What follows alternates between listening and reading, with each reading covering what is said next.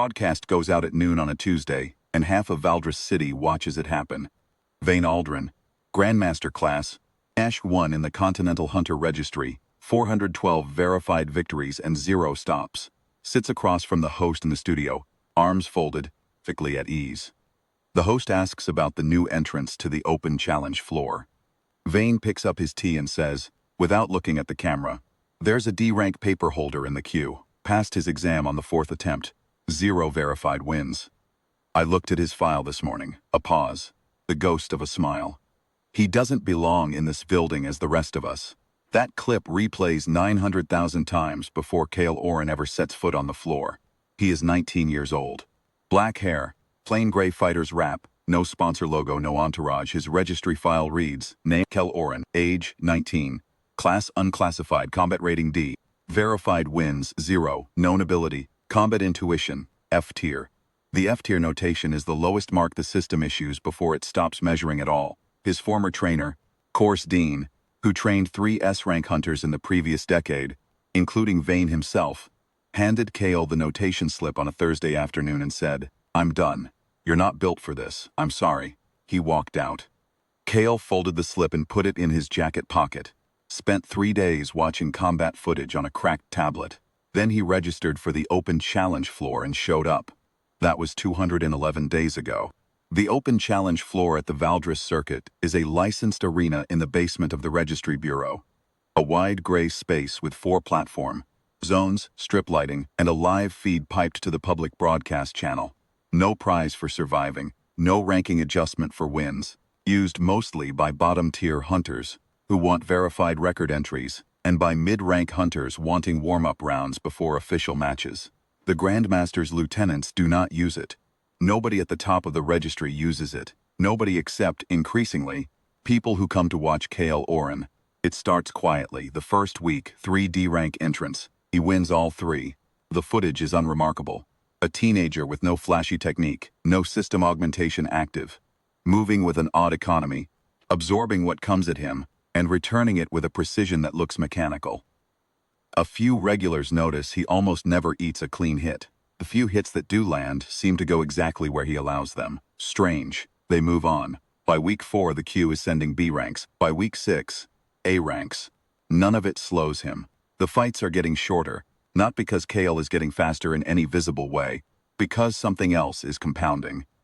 His system window, on the rare occasions the broadcast catches a glimpse, shows 1 entry. Combat intuition, F tier. No upgrades, no new skills.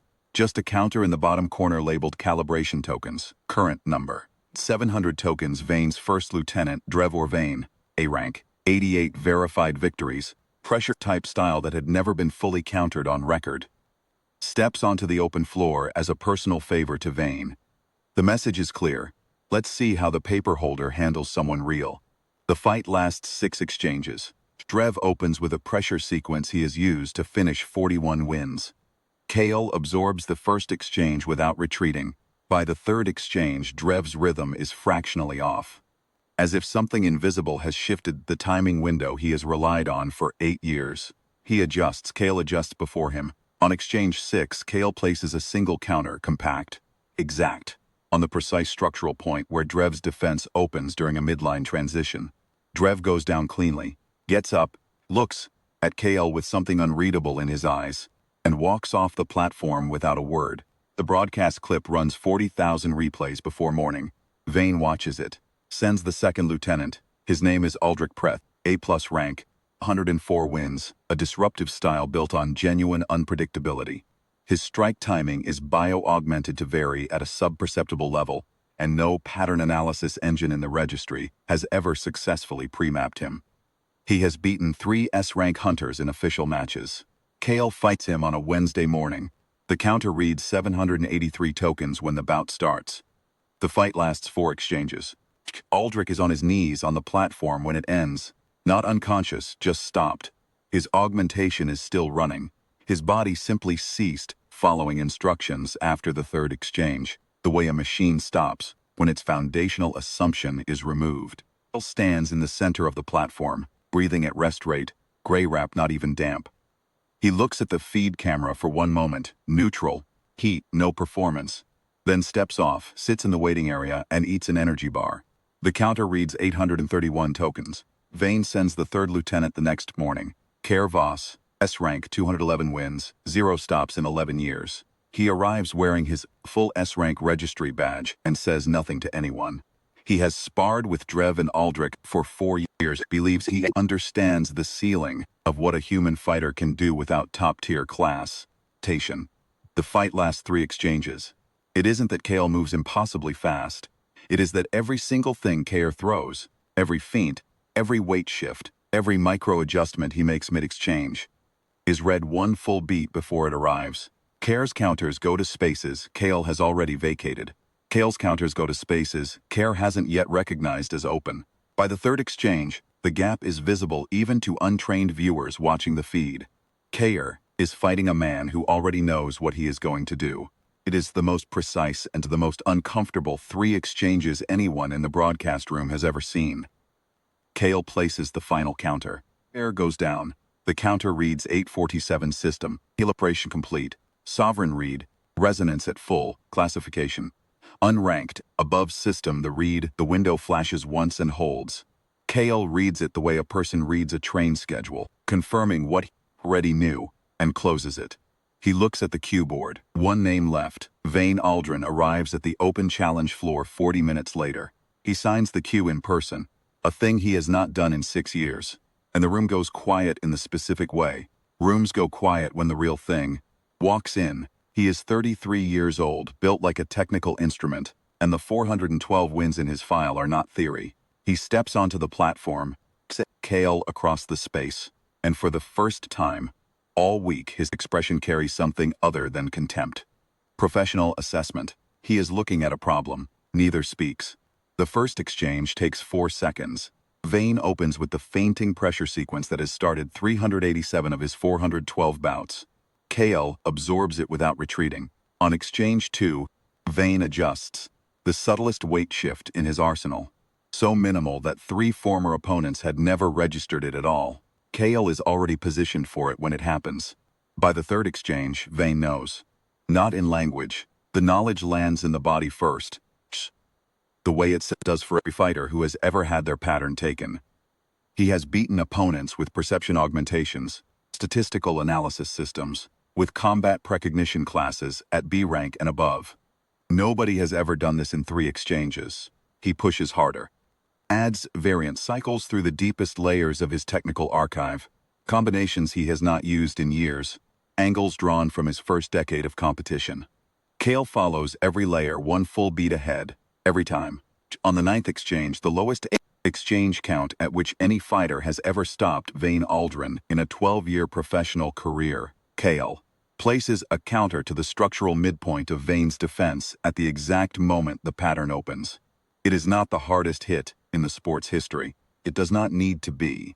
It lands where the body's load-bearing logic says it cannot compensate, at the precise timing window where the defense cannot close. Vane's system shuts its response window before the signal reaches his legs. His body makes the decision his mind hasn't finished formulating. He goes down. He stays down for 3 seconds. Then he rises to 1 knee. The broadcast feed is silent. The 400 people watching the live stream are silent. The registry bureau monitor on the far side of the room looks at his screen, looks again, and picks up his radio. Vane looks up at Kale from 1 knee and says nothing. There is nothing to say. The technical record is in the exchange count. 9. The man who has never been stopped is on 1 knee in a basement arena in front of a D-rank paper holder, and the arithmetic is simple and complete and public. System, registry file updated, Kel Oren. Classification, above classification, ability. Sovereign read, unranked above system, the read calibration tokens of 47. Status, open, no upper bound. The bureau monitor calls it in. Board convenes for 11 minutes, a record, and stamps the file. Kale's D-rank notation is removed. The column where his combat rating used to sit reads, above classification. The only other entry in the registry's history carrying that notation belongs to Vane Aldrin. Kale steps off the platform, picks up his bag, crosses the room without looking at the camera. Near the exit, a man is standing. Gray at the temples, old fighter's build, face Kale has known since he was 12 years old. Coarse Dane, former trainer. The man who handed him the F-tier slip on a Thursday afternoon and said I'm done and walked out without looking back. He stands with his hands at his sides and his mouth slightly open, and the expression on his face is the expression of a man recalibrating everything he understood about his own judgment. Kale looks at him for one moment, neutral. The same look he gave the camera. Then he walks past him, out the door into the gray Valdres City afternoon. Behind him, the broadcast clip of Vane Aldrin on one knee is already circulating. By nightfall, it is the most watched piece of footage in the registry's public archive. The title on the clip, posted by someone who watched the full feed from Exchange one of the very first bout 211 days ago, reads, "The Reed, the D-rank paper holder they called a fraud, walked into that basement with 0 verified wins, and came out with above classification stamped on his file and the Grandmaster on his knee. He never retreated once."